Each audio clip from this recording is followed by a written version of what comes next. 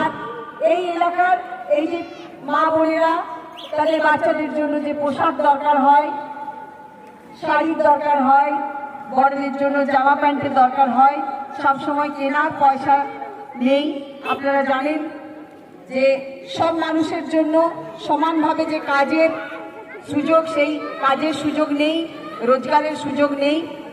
সেজন্য এই জিনিসপত্রের যে এত দাম, এই সময় বাচ্চাদেরকে দুবেলা পেট ভরে খাওয়ানোর জন্য বিভিন্ন এলাকায় আমরা এই বিনা পয়সার বাজার বসাই। ছোট বাচ্চারা যারা এসেছো, তোমরা গোলমাল করবে না, চুপচাপ দাঁড়াও।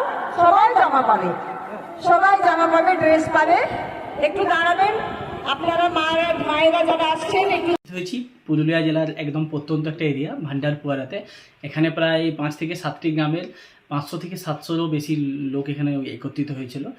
আমাদের যে প্রোগ্রাম বিনা পয়সার বাজার, সারা বছরই আমরা বিষ্ণুপুর এবং তার সংলগ্ন এরিয়া থেকে কী করি, আমরা ব্যবহারযোগ্য পুরাতন জামা কাপড় আমরা সংগ্রহ করি এবং সেটা আমরা পুরুলিয়া জেলার এবং বাইরের কোনো জায়গায় যেখানে যাদের প্রয়োজন সেসব জায়গার মধ্যে আমরা বিলিয়ে দিই। তো আজকে আমরা এখানে উপস্থিত হয়েছি পুরো মল্লভূম প্রয়াসের টিম, এবং এখানে প্রায় 700 থেকে 750 জন আমরা মানুষের হাতে এই পোশাকগুলি তুলে দিতে পেরে খুবই আনন্দিত এবং ভালো লাগছে। আর সকলকে আমরা ধন্যবাদ জানাবো যারা আমাদের হাতে এই বস্ত্রগুলো তুলে দিয়েছেন। আগামীতেও আপনারা মল্লভূম প্রয়াসের পাশে থাকবেন, এভাবেই আমরা যাতে মানুষের পাশে থাকতে পারি। নমস্কার।